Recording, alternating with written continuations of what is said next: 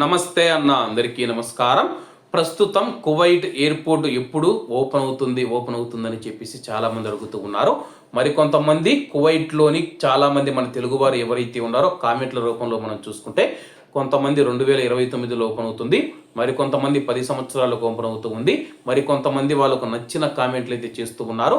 ప్రస్తుతం కువైట్లో ఉన్న పరిస్థితులను ప్రతి ఒక్కరూ పరిశీలించుకోవాల్సి ఉంటుంది. ప్రస్తుతం కువైట్ ఎయిర్పోర్ట్ను టార్గెట్ చేస్తూ 2 సార్లు దాడి చేశారు.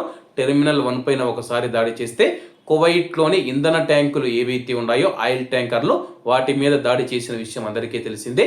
ఇటువంటివి జరిగినప్పుడు ప్రయాణికుల యొక్క భద్రతా రక్షణను దృష్టిలో ఉంచుకొని తాత్కాలికంగా తదుపరి నోటీసు వచ్చేంత వరకు కువైట్ ఎయిర్పోర్ట్ మూసివేస్తూ ఉన్నట్లు కువైట్ అధికారులు ప్రకటించిన విషయం అందరికీ తెలిసిందే. ఎవరైనా తమ దేశాలకు వెళ్ళవలసిన ప్రవాసులు సౌదీ అరేబియాకు వెళ్ళి అక్కడ నుంచి తమ దేశాలకు వెళ్ళాలని చెప్పేసి, అలాగే మన భారతీయులు కూడా మీరు ఇండియాకు వెళ్ళాలనుకుంటే కానీ సౌదీ అరేబియాకు చెల్లుబాటు అయ్యే ట్రాన్సిట్ వీసాను తీసుకోండి. 3 రోజుల పాటు చెల్లుబాటు అయ్యే ట్రాన్సిట్ వీసాను సౌదీ అరేబియా జారీ చేస్తూ ఉంది. ఆ వీసా తీసుకొని వీసా ప్రక్రియలు మొత్తం పూర్తి చేసేసి మీరు ఇండియాకు బయలుదేరి వెళ్ళవచ్చు.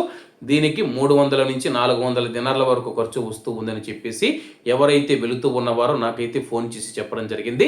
కాబట్టి కువైట్లో ఉన్న మన భారతీయులు ఎవరైతే ఉన్నారో ఎయిర్పోర్ట్ ఎప్పుడు ఓపెన్ చేస్తారో నేనే చెప్తానన్నా.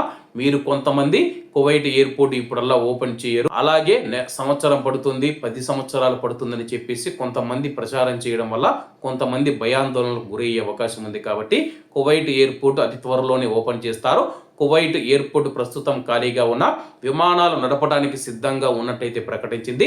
మాకు Kuwait director general of civil aviation నుంచి ఆదేశాలు రాగానే మేము విమానాలు నడిపేందుకు సిద్ధంగా ఉన్నామని చెప్పేసి విమానయాన సంస్థలు కూడా ప్రకటించాయి. కాబట్టి ఈ యొక్క విషయాన్ని ప్రతి ఒక్కరూ గమనించాలని కోరుకుంటూ అందరూ బాగుండాలి, అందులో మనం ఉండాలి. అందరికీ నమస్తే అన్న, జై హింద్.